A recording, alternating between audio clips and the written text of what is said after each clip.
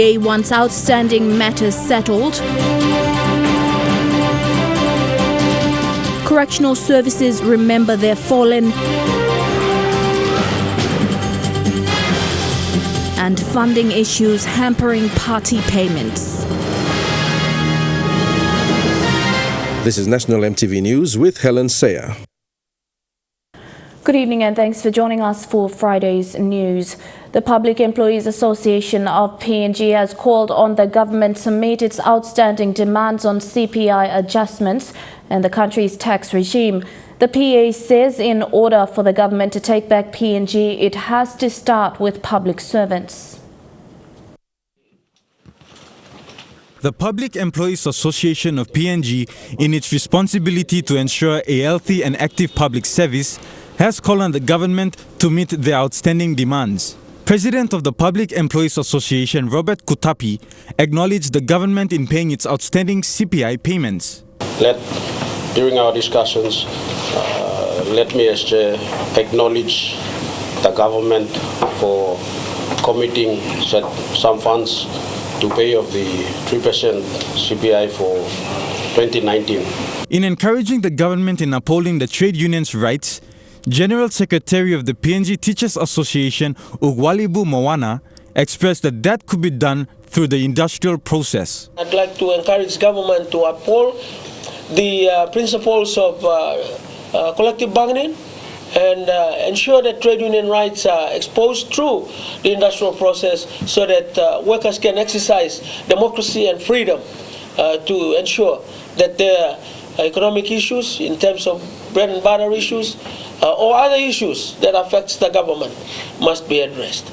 However, much emphasis was on tax and the demand for it to be reduced. And one of the very important aspects to consider to moderate the purchasing power of take-home pay is to ensure that tax is considered to be reduced.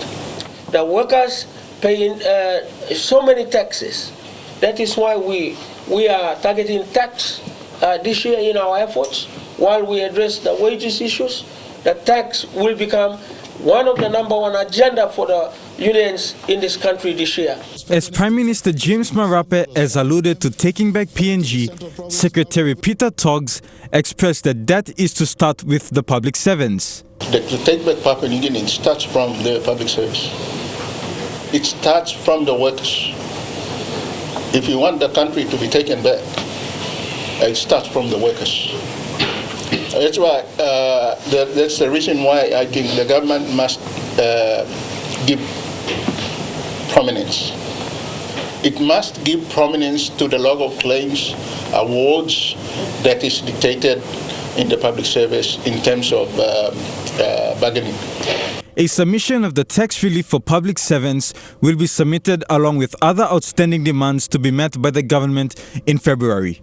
Benjamin Manimbi, National EMTV News. The National Statistical Office's acting national statistician John Igitoy, in a media conference yesterday, said the 2020 national census budget is not enough.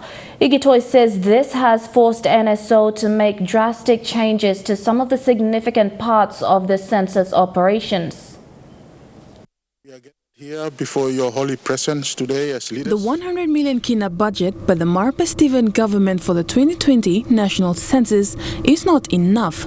The National Statistical Office's estimated budget to efficiently carry out the census is 190 million kina, which already exceeds the 100 million kina allocated. NSO acting national statistician John Igitoy says the department is taking necessary precautions and cost-cutting measures to ensure that the census is carried out successfully. This massive cut leaves us with a lot of funding gap, and with my census technical team, we are seeking avenues to fill that shortfalls in our funding gaps. We are also strategizing on how best we can minimize cost. Mr. Igitoe explained that in 2000, the budget was 147 million kina to enumerate 5.2 million people, and per person expenditure was 28 kina to count one person. In 2011, the budget was 160 million kina to count 7.2 million people, and per person expenditure was 22 kina. Public ratings for the 2000 census compared to 2011 were very poor. Mr. Igitoe says, based on the previous census, the population this year is expected to increase, and the 100 million kina to spend on one person to enumerate is very low. From our conservative estimate of 190 million kina, we were thinking that we were going to spend 18 kina per person to enumerate. But there's another cut again to about 80 or 90 million kina. So on that note, we have been revising our budget, and I said it's a nightmare for us. And also, we have been trying to strategize on how we can utilize other government system. And of course, coordination between those agencies is very, very important, and we are trying to do that. Mr. Igitoe says more than 40,000 officials are expected to carry out the 2020 national census come July 14th. Census Director Hajeli Kele says a preliminary census operation is expected to commence in January 20th to the 27th in NCD, Central, Western Highlands, Morbe, New Island, West New Britain and Western Provinces. Mrs. Kele says NSO is currently at this stage of conducting the pilot census to be able to properly carry out the actual census. Even before we conduct the census, the actual count, for now we have it in July 2020. We also need to conduct very important preliminary activities that sets the basis. As I said earlier, it's a mammoth task, so we must know where the people are, and to enable NSO to be in a good position to plan in terms of finding where the people are and being able to enumerate them, we must conduct these important preliminary activities. So, Deputy Census Director Josiah Joseph says in terms of technical support, NSO is currently at the stage of recruiting listers and supervisors. The preparations have already commenced, and we plan to complete the listing operation in March. And then we prepared for the main enumeration. Michelle Stephen, National EMTV News. 17th of January for PNG's Correctional Service is a day to remember CS officers who lost their lives in the Bougainville crisis. The Correctional Service today held a dawn service for its 19th Remembrance Day at the Bomana Correctional Institution in Port Moresby. It is 30 years on, but the scars and memories still linger in many who served during the height of the Bougainville crisis in 1989. The PNG Correctional Service being one of them. At the crack of dawn today, CS officers and their families, along with special guests, celebrated the 19th Remembrance Day of the event. CS Commissioner Stephen Pokanis, in his commemorative address, encouraged CS officers to uphold the legacy set by those who served in the conflict. What can we learn from such a conflict? For us, it's a call of duty. Today, when we become more complacent, when we lose foresight of the vision and the call and the oath that we swore to serve the Papua New Guinea Correctional Service. This legacy of patriotism, this legacy of nationalism should be restored back. A survivor of the event, Assistant Commander of Northern Felix Namane, expressed how significant the day is to him and others like him.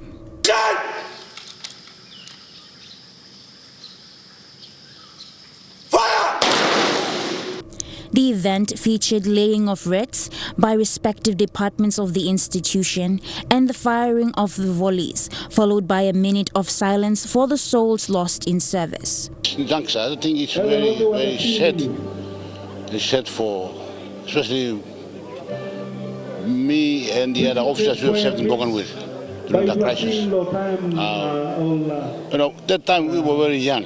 young officers just coming out from training, and then it was only 3 years, and then we were sent down, including the current commissioner, Mr. Pokanis, who was supposed to be the first one, the second batch. We went there and then came back, and then I was on the third batch when we were attacked by BRA at the Korean jail. So it's an experience for us. Very experienced, but we were not trained to go into warfare. We correctional officers are trained to look after people.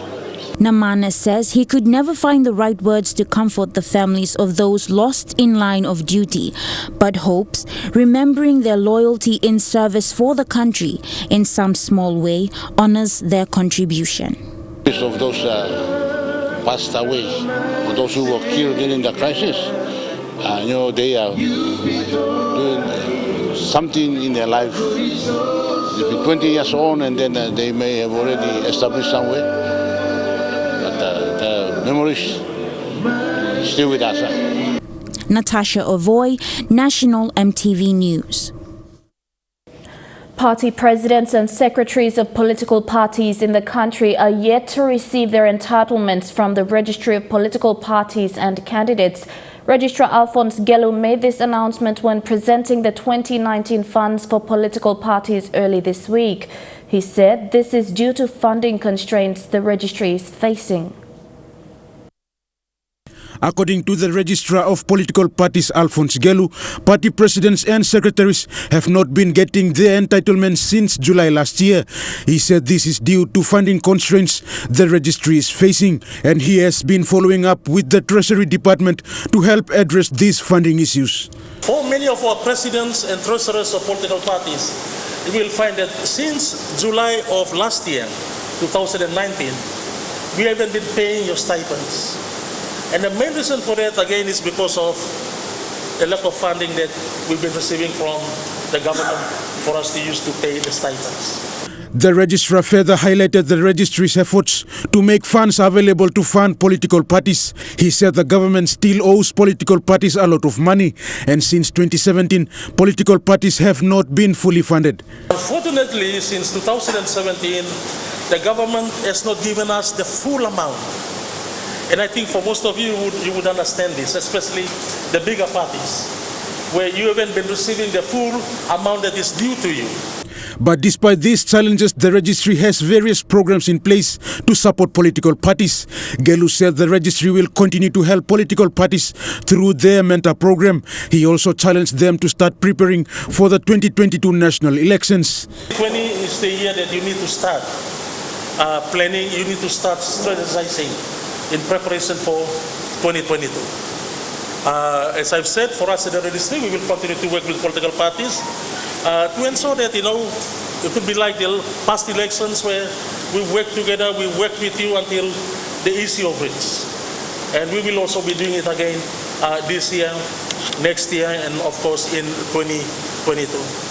Northern Governor Gary Jufa also pledged his support to help address funding issues. He further challenged party presidents and secretaries to work together with the Registry of Political Parties to help address their issues.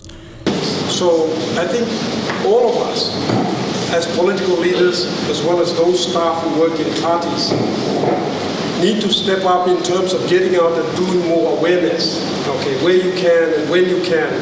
Rayon Lakingu, National EMTV News. This is National EMTV News. We'll be back with more after these messages. Stay with us.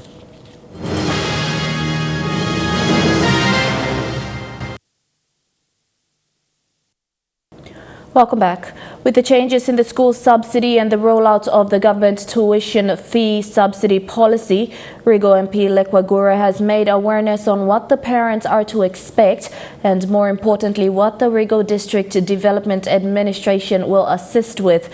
Paying for school fees will now be a shared responsibility. Elementary and primary schools in Gaba Gaba and Kemabolo villages in the Rigo district were visited by the local MP Lekwa Gure, who was on his school fee awareness drive. With changes to the tuition fee free and the rollout of the government tuition fee subsidy policy, The MP decided that it would be best to let parents know of what they will be expected to pay. Because of the change of policy, then we thought we should assist at the primary level.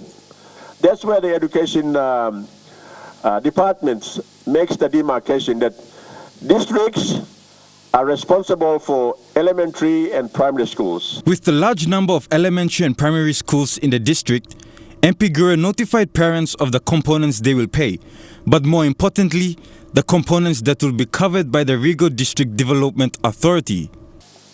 With the parents component of 40 kina 26 toya for each elementary student, Rigo District Development Authority will pay 18 kina 26 and the parents will pay 22 kina. For each primary school student, the Education Board, National Education Board, set the fee at 297 kina.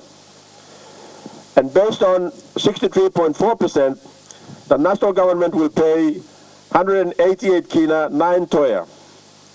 Now, Rigo District Development Authority will pay 49 kina 30 toya, and the parents will pay 59 kina 40 toya.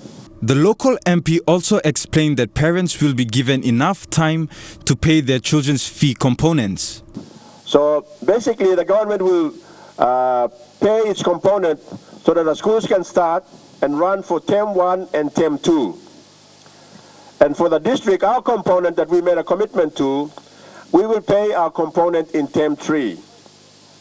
And for the parents, we are asking you to pay your component in term 4. You see, so we're basically giving you the whole year to find that money to pay for your elementary school students and the primary schools. MP Gure assured the people that money allocated in the district's education budget would be accounted for and used in areas such as this. The local MP has continued on with his awareness, visiting Allen Jones Primary School and Kalo Primary School in the Hula village today.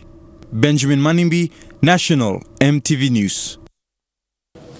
The One Bell Industries in Lae has continued its operations despite being told by the Lae City Health Authority to stop operations following calls from the public to ban the product. Lae City Manager Joel Kolam says he has to cite detailed inspection from the Health Authority officers Jonathan Ipang and Godfrey Warrior before taking further actions. Since last week, members of the public from 5 communities of Lae called for a ban on the alcohol because of the problems and effects caused by the One Bell products. This morning we met with Lae City Manager Joel Kolam to confirm if he had received the inspection reports of the One Bell factory. We were told that he is still waiting for the reports from the health officers adding the inspection Jonathan Ipang and Godfrey Warrior. The city manager said he had cited a report from the officers yesterday, but the report doesn't give enough proof to take further actions on One Bell Industries despite public complaints. On Friday last week, the MTV crew in Lae visited the factory with health authorities following complaints of the One Bell alcohol. We found out that the company had not completed all legal processes involved in order to produce and trade alcohol. The Lae City Health Authorities then told the One Bell alcohol factory to stop operations for an indefinite period in order to conduct another lab test to confirm the alcohol percentage and contents of the product. Lae City Authority or Lae City Council is the local medical authority, is the authority that will make sure that when everything is complied, then we will open up the factory. In this case, it's already been noted that mistake has been noted. We request them to do the independent testing, and whatever they give us, we see that there is a competent accredited laboratory, and we see that that result is the one that we also like. The LULLG Health Division yesterday received the second lab test result from the National Analytical Lab at Unitec in Lae. The result of the Blueberry One Bell product, apart from 9 other samples, showed an increased percentage from the amount labeled on the product. The NAL analysis, however, does not show the volume of the product sample. Julie Badui Owa, National MTV News, Lae.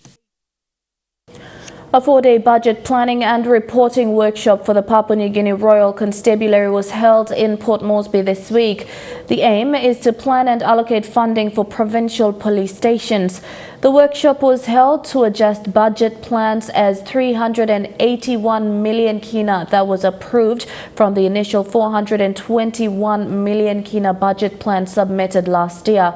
Among dignitaries in attendance, Police Commissioner David Manning, Police Minister Brian Kramer and representatives from the Australian Federal Police. The 4-day workshop was purposely to adjust budget plans that were submitted last year to fit the 381 million kina budget that was allocated for this year. Deputy Police Commissioner for Administration Joanne Clarkson, who was a facilitator for the workshop, says the outcome was to have provincial police commanders adjust their budget plans to fit the amount that was given this year. So it was necessary to conduct this workshop so we could adjust the plans that we submitted last year as part of our budget submission. And we've taken a different approach this year. We wanted to we wanted to involve all of the PPCs and the commanders so that they know what is in their budget, they're familiar with it, and they adjust their own plans. Police Commissioner David Manning commended the PPCs for being present to attend the workshop. He added that the RPNGC would now utilize the funds allocated to serve the community. The effective management of limited funds for optimum results is basically where we're at now. We need to ensure that what is given to us, we will not always get what we want. And I think the days of getting what we want is a thing of the past. But what we can do is demonstrate to the communities that we serve and to government that whatever we receive, we are now well aware of what the challenges are, and we've now since knowing what funding constraints that we have, we've had the opportunity to fully utilize. The RPNGC also welcomed the new PNG and Australia Policing Partnership Commander Amanda Cates. Kate says her team will be working closely with the Commissioner to gain respect for the community, which is a way forward for her team. Everything that we do now is with very much scrutinised in how we spend money, how we deliver goods.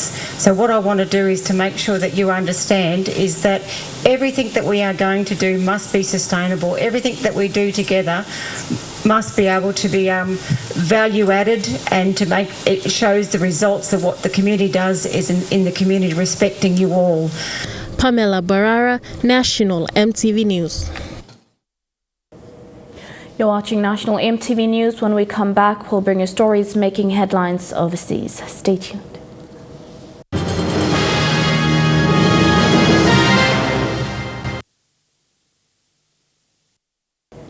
Welcome back to the news. Turning overseas, the impeachment trial of U.S. President Donald Trump has opened just as the president is hit with a new allegation of wrongdoing. A government watchdog says he broke the law by withholding military aid for Ukraine. House Resolution 755. Impeaching Donald John Trump, President of the United States, for high crimes and misdemeanors. For just the third time in America's history, the Senate sitting in judgment of the President. Chief Justice John Roberts in charge. Do you solemnly swear you will do impartial justice according to the Constitution and laws, so help you God? And while the president is hoping his trial will be swift... Well, I think it should go very quickly. It's a hoax. It's a hoax. Everybody knows that. That may be optimistic, with new evidence still emerging. I can't wait to come back. See you in Ukraine soon. An associate of the president's lawyer, Rudy Giuliani, making explosive allegations about his work to pressure Ukraine. I wouldn't do anything without the consent of Rudy Giuliani or the president. It was all about Joe Biden. It was never about corruption. The White House, though, pointing out that Parnas is unreliable and facing charges of his own. I don't know him at all, don't know what he's about, don't know where he comes from. And now a government watchdog says that the president broke the law when he withheld that military aid from Ukraine. The White House disputes that, but the Democrats say it lends more weight to their case, that fresh documents and witnesses must be allowed at his impeachment trial. The very integrity of the United States Senate is on trial. The day's events a reminder anything can happen now that the president is on trial. In Australia, a startling discovery about the lethal threat of soil scorched by bushfires. A professor and his team from the Southern Cross University in New South Wales are still conducting tests, but have found that the environment can become toxic and cancerous. Bushfires can cause elevated temperatures in surface soil. Temperatures up to around 850 degrees Celsius have been recorded in the surface centimetres of soils during bushfires. And what we've found is that temperatures in that range can drive relatively rapid transformation of safe chromium-3 to hazardous chromium-6. And that's a concern because chromium-6 is a toxicant and is a potent cause of cancers in humans. Is this the same substance the environmental campaigner Erin Brockovich highlighted when she campaigned in the United States about unsafe drinking water supplies? Yes, it's the same substance. Chromium-6 is now well known, partly thanks to the Erin Brockovich campaign as a cancer-causing agent in people. There's some controversy about safe drinking water levels. What our research has shown is that in some soils, bushfires cause temperatures that drive relatively high chromium-6 concentrations. We don't know at this stage as to what risk those concentrations represent, but we plan to conduct further research to try and understand how different soil types and bushfire conditions affect the level of chromium-6 that forms and how persistent that chromium-6 is in different landscapes. How can that chromium-6 be absorbed by the human body? Well, there are a number of potential exposure pathways once it's formed in a bushfire-impacted landscape. One pathway is that it's relatively mobile. For example, it can readily leach from surface soils following rainfall events, can make its way into watery sources as a result of that leachability. It can also be relatively mobile in dust. We know that bushfires expose surface soils, and that dust can represent a hazard via inhalation or by accidental ingestion. What is known about whether there is any safe level for this substance? We have data from the California Environmental Protection Agency regarding safe levels for drinking water, and they're very low. They're 0.02 micrograms per litre. In comparison, our drinking water guideline in Australia is 50 micrograms per litre. There's difficulty in treating drinking water to such low concentrations to ensure absolutely no effect, but it's an area for further research. What our research is focusing on is the formation in soil and then its subsequent mobility. In terms of risk assessment, that's really a topic for relevant regulatory agencies. In New Zealand, a new study out today showed 4 out of 5 general practitioners are reluctant to prescribe medicinal cannabis for patients. The study published in the New Zealand Medical Journal reveals doctors are concerned about a lack of evidence on the product and are confused about regularities.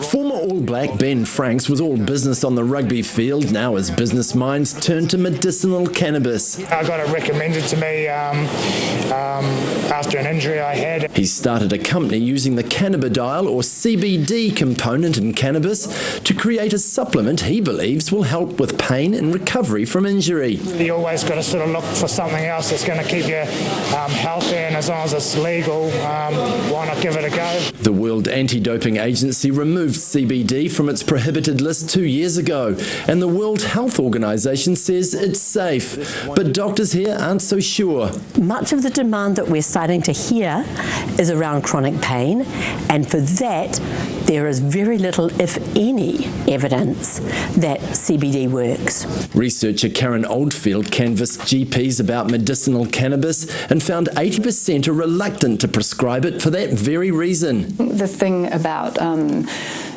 prescribing any medication is that you want to know that the medication is safe. There's been only a handful of overseas trials and none here in New Zealand. There are so many bold claims made in what is considered the grey literature around the blogs, but when you kind of delve into that a bit further, a lot of the claims that are made are unsubstantiated. Hopefully going forward, we'll get the research done and we'll actually have the answers to the questions that we currently do not have. Right now, Sativex is the only medicinal cannabis product that's available here. That's likely to change in April when new rules come into force. Prince Harry has carried out what would be his last official engagement before stepping back from senior royal duties. His appearance at Buckingham Palace was also the first since the Queen agreed to a period of transition from Harry and wife Meghan. Smiling and appearing relaxed, this could be Prince Harry's last hurrah when it comes to royal duties. The patron for rugby league launching the draw for next year's World Cup along the sport's big names, even sharing a joke with Tongan league star Conrad Hurrell inside Buckingham Palace. Before spending more time with children outside in the palace gardens, ignoring questions from the media. It's his first public appearance after the heart of the institution was rocked by the bombshell announcement last week that he and Meghan would quit as full-time royals and move part-time to Canada. After a family meeting, the Queen agreed they could go alone, but wanted days to review their role, with talks continuing behind closed doors. Days into her new life in Canada, Meghan's been spotted embarking on her charity work. While back at Buckingham Palace, Harry also launched a video about the importance of having a positive mindset in sport. For many years, it has been at the forefront of promoting and supporting good mental fitness. He even appeared in this Invictus Games video released last night. This year, we are heading to The Hague, where I'm delighted that we'll be joined by 20 nations for 2020. But 2020 could look very different for the royal couple, with plenty of unanswered questions, including whether Harry will continue his role as patron, as he leaves an engagement that could prove to be his swan song. Chukai Sports is next. Don't go away.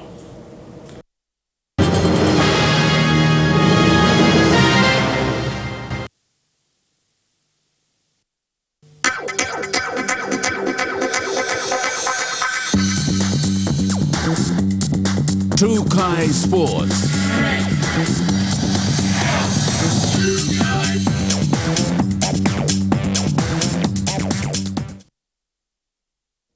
Welcome to Chukai Sports. The Murata off-season tournament has only 2 weeks of competition remaining before the finals begin. The tournament has been entertaining, with teams pulled into men's, women's and juniors. The competition is also affiliated to PNG RFL. The Murata off-season competition has been gathering momentum over the past weeks, especially with the level of rugby league in the women's competition. There have been some nifty plays and hard entertaining rugby league by the women. A total of 6 women's teams are taking part in the off-season tournament. Off-season rugby league in Mosby has been associated with rough and tough rugby league. But despite this, interest continues to grow each year. From the look that I can see, the population is increasing, the cities are growing up, and we have lots of youth. So from what I can do is, I cannot go with the original 14 or 16 teams that normally take part in the Murata season, but I had to expand because of the population. So the number has gone up to 21 teams or clubs for the off-season on this very short term. For most players taking part in the off-season tournament, it is the first time they are actually taking part in a full rugby league competition. Because of the limited numbers of teams, in the PNG-RFL registered competitions. Off-season tournaments seem to have no limits but depend on the interest of teams. Not many people tend to participate in proper seasons. Off-season is a good time to explore raw talents. And I see a lot of people who haven't played rugby before now playing, especially the ladies, also the young people. So, those youths who are playing for the first time, this is something they will never forget in life. And this is where they wear the first rugby boot, wear the first uniform, jump into the field and get tackled there. But for the Morata off-season, the tournament has 2 more weeks of competition before the finals. Only 2 weeks to go, 2 weekends to go before we go into the finals. And on the finals week, we'll have only 4 weeks of finals, 3 weeks of finals, and the 4th week is the grand final weekend. The Morata off-season tournament is also making advances in off-season rugby league. The off-season tournament is affiliated to the Southern Confederate of the Papua New Guinea Rugby Football League. Most off-season tournaments are not registered to the Papua New Guinea Rugby Football League. Also thank the Southern Confederate under the PNG Rugby League umbrella that the Morata off-season rugby league is sanctioned to PNG Rugby League. So whatever rules and the bylaws and constitution that we are using on this off-season is attached, it's in line with the PNG Rugby League constitution and bylaws. Fidelis Sukina, National EMTV Sports. A 2-day netball tournament began yesterday in Hula Central Province with a total of 11 teams participating. Marshall Netball Tournament is purposely held for under-19s to compete and expose their local talent. It's been 8 years since it began in 2012. Marshall Under-19 Netball Tournament in Ula attracted 5 teams from the main village and 6 teams from the neighboring villages. They began with contemporary dances. The teams were divided into 2 pools. In the opening round of Pool B, defending champions Kwamonuma took on Alukuni. Kwamonuma, flying in red and yellow colors, sparked the crowd when scoring points. The momentum continued for them all the way through, and eventually the favorites concluded with a win. In the other match of Pool A, host team of the tournament, GNK Marshall, played Keapara. Marshall's goalkeeper Gia Kopi's goalkeeping kept the Keapara girls at bay, allowing Marshall to take a convincing lead. Marshall won the match 15 points to 4. Marshall's captain Natalie Gulovui says the tournament was hosted purposely to give an opportunity to the young women of Ula village. I love playing netball. I started playing when I was around 7. So every time I'd come to the village, we'd always play. So I think when I was 13, we decided to host a tournament, and then it just became an annual event, so we had it every year. Yes, there's a lot of talent. It's unfortunate that we don't have an association, but this is the only time when the girls come together and we play. And since the tournament began in 2012, the support from the Ula community has been immense. For this reason, the annual netball event has continued with positive results. Oh, for the past 8 years, we've had a lot of support from the community of Hula, especially like basic cleaning the grounds, putting up the courts, keeping the atmosphere, security, discipline. It all came from the village. We'd like to thank the community at Hula for accepting this tournament, for always looking forward to it and keeping... Representatives from Netball PNG were present to officiate and witness the tournament. We've been bringing these representatives for the past 8 years. We've been hoping that this would change it every year. Unfortunately, that isn't the case, but we're trying our best to get it there. With the inclusions of the new Hula players, in the under-21 squad, we hope that gives strive for the locals to keep this tournament.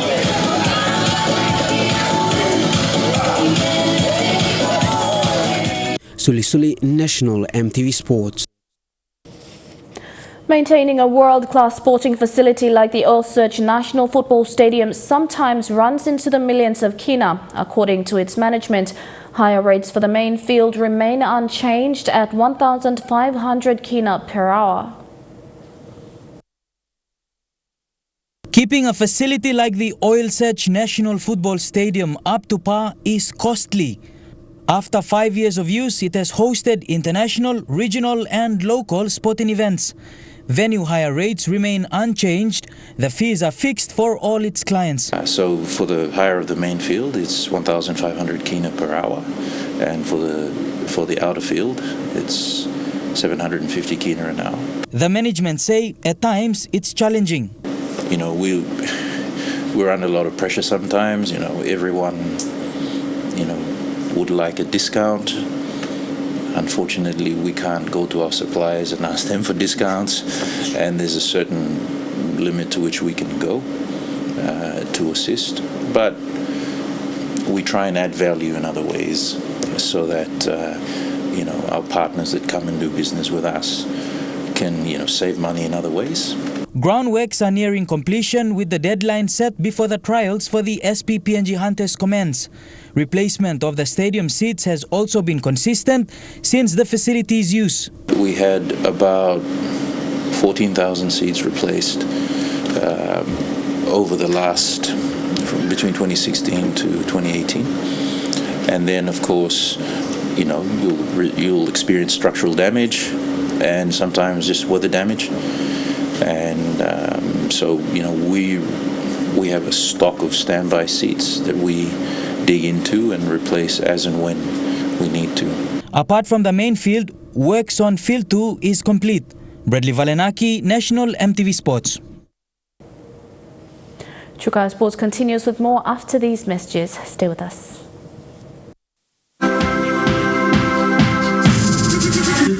Chukai Sports. Welcome back to Chukai Sports. To UFC, Conor McGregor, the Irishman who famously made a fortune by fighting Floyd Mayweather Jr. in 2017, has now come out of retirement to fight again this Saturday. He's back, a little quieter, perhaps a little more respectful. It's been over a year since Conor McGregor last fought in the octagon, and it's over 3 years since he last won a fight. But he's out of retirement for another big night in Las Vegas this weekend. My internal is amazing. My thoughts are strong. My belief is high.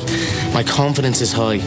And that's it. I feel like I'm not, I want to say back to who I was, but I'm even better than who I was. You know, everyone says we missed the old Conor, or the 2016 Conor, or the 2015 Conor, or whatever it was. But I feel I'm better than that now. McGregor will be taking on the American Donald Cerrone, also known as Cowboy. With 33 fights and 22 wins, nobody is more experienced in UFC, but he doesn't know quite what to expect from McGregor on Saturday. Yeah, we'll see. We'll see if it's just a facade he's putting on, or he really did. But I mean, I bet he's out training hard. You know, he wouldn't come back if he wasn't ready. So he's. I'm going to probably see one of the best Conors there is. You know, he's going to bring a dogfight, which I'm looking forward to. I want a 4 or 5 round dogfight, so I'm excited for it. Do you like him? Sure, I don't dislike him. No, I like his facade, his energy. You know, he's done a great job, like I said, building the sport. But I wouldn't ever call him to hang out. I don't think. You know, we have different kinds of ways of having fun. But I don't need to hate you to fight you. You know, this is a profession. It's just what I do. I'm going in there, whether you're my best friend or my worst enemy, we're gonna get in and have the same fight. What's your prediction for the fight? On my mind, we're gonna have a 4-round brawl, man. I'm gonna end it with the head kick. So Cowboys come away with a head kick. McGregor made his name as a high-energy, all-aggression, trash-talking combatant. Some of those descriptions might also apply to his next opponent. And that ends Chukai Sports. There were the details coming up next. Chukai Sports.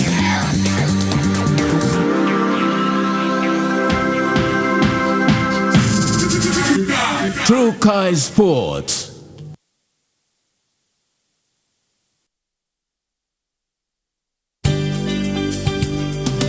This weather update is proudly brought to you by Money Plus. With you always.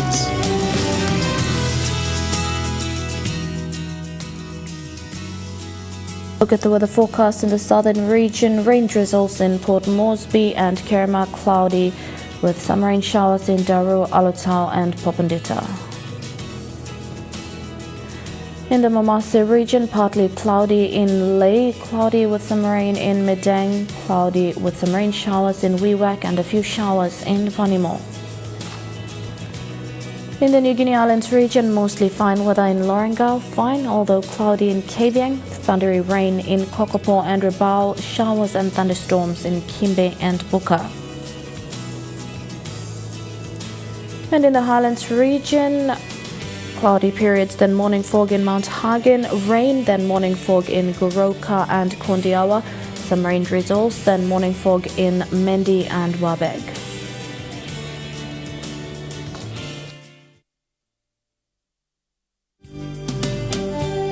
The weather update was proudly brought to you by Money Plus, with you always. And that's been National EMTV News this Friday, 17th January 2020. On behalf of the news team, have a pleasant evening. Good night.